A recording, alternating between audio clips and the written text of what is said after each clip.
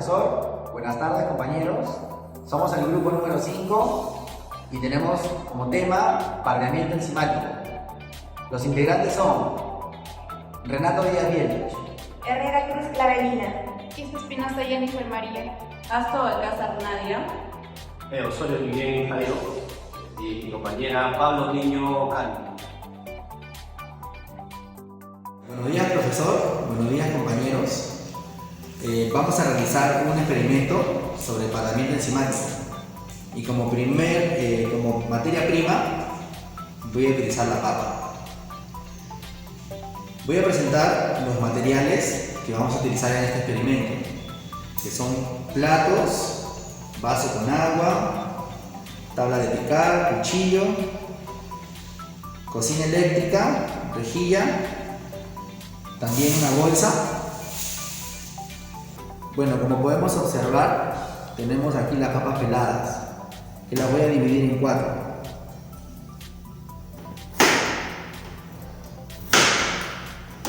El primer trozo la voy a colocar a temperatura ambiente. El segundo trozo lo voy a sumergir en agua por 2 horas. Y el tercero vamos a ponerlo a sancochar por 3 minutos y luego lo vamos a retirar para colocarlo a temperatura ambiente por 2 horas. Como podemos ver, aquí tenemos la cuarta parte de la papa que está cortado en bastones delgados. Vamos a dividirlo en 2. La primera vamos a agregarle aquí el vaso para poder agregarle el reactivo de bisulfito de sodio. Una cucharadita. Vamos a agregar el bisulfito de sodio y vamos a dejarlo por 5 minutos. Después de que transcurran los 5 minutos vamos a sacarlo y vamos a ponerlo a temperatura ambiente por 2 horas. La segunda mitad vamos a ponerlo acá en esta bolsa. No le vamos a agregar absolutamente nada y también lo vamos a dejar por 2 horas. Vamos a tratar de sacarle el mayor aire que tenga, mayor oxígeno, para que no... Bueno, continuando como parte final de la papa, del experimento 1, podemos observar que la papa, el trozo de papa que ha estado a temperatura ambiente por 2 horas, ha tenido un cambio físico, ¿no?, de color. No podemos aquí observar la parte del olor, pero también ha tenido una pequeña modificación. En el segundo trozo que hemos sumergido en agua, vemos que ha mantenido su color. En unos momentos vamos a darle nuestra hipótesis, nuestro comentario de acuerdo a este resultado. El tercer trozo de la papa, que ha sido sancochado por 3 minutos y luego retirado y reposado por 2 horas, ha tenido también un cambio ligero de color.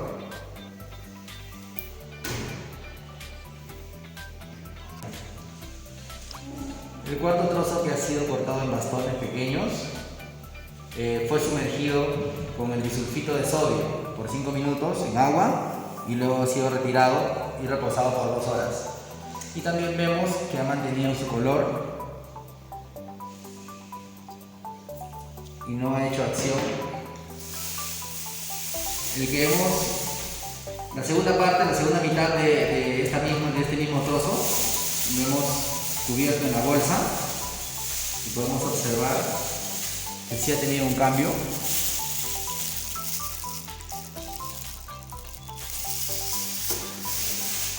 En conclusión, nuestra hipótesis final, podemos opinar que sí ha tenido reacciones enzimáticas, ¿no? Sí ha tenido el pardeamiento enzimático. En el primer trozo que ha estado a temperatura ambiente, la enzima sí ha reaccionado con la papa, se ha oxidado a raíz del polifenol oxidasa, a raíz de esa enzima, porque la oxidación tiene que ver con la temperatura y con el pH. Eso significa que esta papa está en una temperatura y está en un pH donde con mayor facilidad se puede oxidar, y por eso ha tenido ese cambio. En el segundo, al estar sumergido en el agua, hay una menor concentración de oxígeno, y eso significa que ha estado protegido y no se ha oxidado. De la misma manera, pero en el tercer trozo, de la misma manera, ha ocurrido un cambio al sancochar por 3 minutos, pero ha sido un cambio ligero, porque ahí ha cambiado el pH. Y al estar a temperatura ambiente, de todas maneras igual no se ha oxidado con facilidad, y tampoco no es tan notorio. Donde sí se ve también de manera notoria y fuerte en la oxidación y en la activación del polifenol oxidasa es en esta papa que está destrozada en bastones. A pesar que lo hemos cubierto, igual se ha oxidado.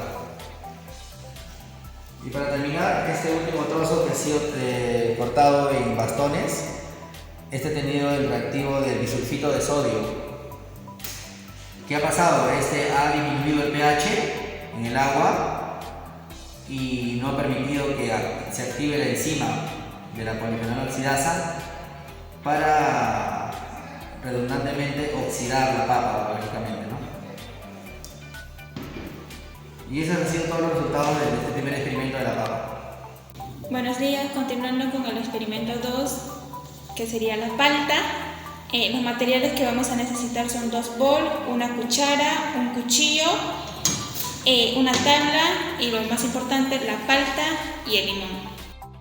Ahora procedemos a cortar lo que es la palta para colocar en los 2 bols que observamos aquí.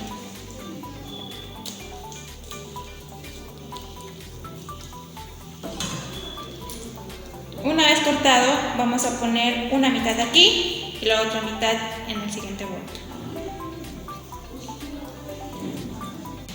Bien, ahora una vez que hemos cortado la palta, ya estamos aquí, podemos observar. En el primer bol irá a temperatura medio ambiente, la cual no echaremos nada.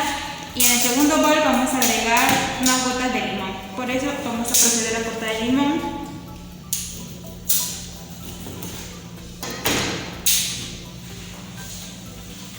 Y echaremos unas gotas de limón.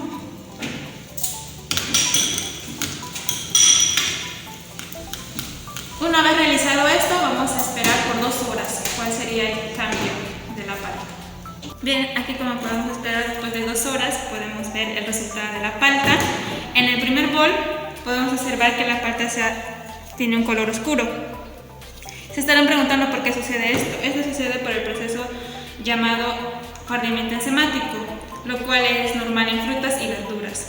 Asimismo, su reacción química se produce por la combinación del oxígeno y la enzima denominada polifenol oxidasa. Bien, con la segunda parte de la palta, como podemos observar, la palta no tiene un cambio. Esto sucede porque el limón es una materia prima que tiene el pH bajo.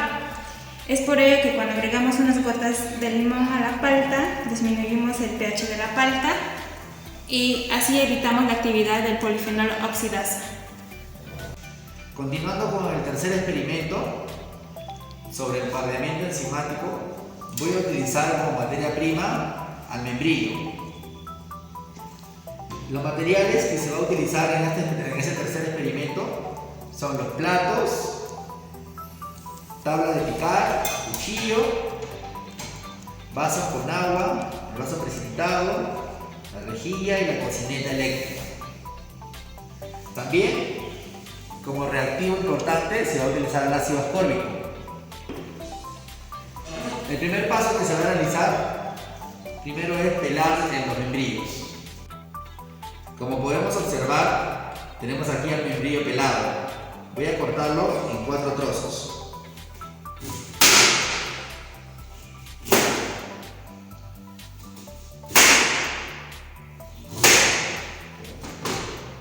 El primer trozo se va a colocar a temperatura ambiente por 2 horas. El segundo vamos a sumergirlo en agua. El tercero vamos a hacerlo hervir por 3 minutos y lo vamos a retirar para colocarlo a temperatura ambiente. El cuarto trozo vamos a sumergirlo en agua y le voy a echar el reactivo ácido ascórbico por 5 minutos.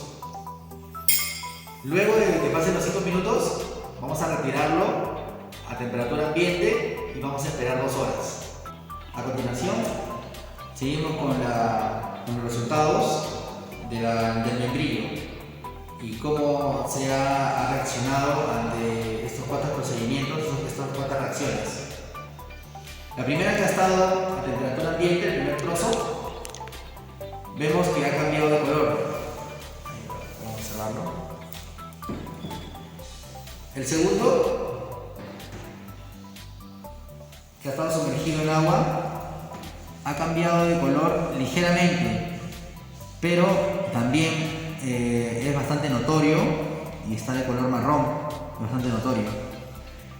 El tercero, que lo hemos sancochado, también ha cambiado de color, pero en menos intensidad. Este es el último trozo que ha estado sumergido en agua por 5 minutos y le hemos aplicado el reactivo, el ácido ascórbico. Vemos que ha mantenido su color. Entonces, en líneas generales, en conclusión, vemos que el membrillo sí se ha oxidado, está a temperatura ambiente, por la temperatura y por el pH. Si bien es cierto, el membrillo tiene un pH de 3.4 y de 3.8, aún así ha podido oxidarse. Y el que está en el agua, a pesar de eso, a pesar de la cantidad de hidrógeno y la poca cantidad de oxígeno que tiene el agua, aún así también ha cambiado de color. Este trozo que ha sido hervido por 3 minutos y retirado a temperatura ambiente por 2 horas, se ha cambiado el pH, pero aún así es bastante notorio el cambio físico de color. En el que sí, por último, en el que sí vemos que ha mantenido su color, hasta incluso podemos ver que se ha aclarado ligeramente, ha sido en el cuarto trozo que ha estado con el reactivo, con el ácido ascórbico. Significa que ha bajado el pH, ha bajado totalmente el pH, y eso ha evitado que el polifenol oxidasa, que esa enzima, haya reaccionado y no se haya oxidado con facilidad. Esos son los resultados, en hipótesis, del membrillo. Siguiendo con el experimento, como principal tenemos la materia prima, que es la papaya madura y la papaya verde. Para esto lo necesitaremos los materiales que son tabla de picar y 2 cuchillos. Ahora procedemos a cortarlo para ver la comparación de papaya. Como podemos observar aquí, la papaya verde sale un líquido lechoso. Eso quiere decir que es la papaína. ¿Qué es la papaína? Bueno, la papaína en la industria utilizan como ablandador de carnes. En otras industrias utilizan como clarificación de cerveza. En la industria cosmética utilizan como desmanchador o cicatrizante. Bueno, vamos a comparar con la papaya madura. Vamos a proceder a cortar.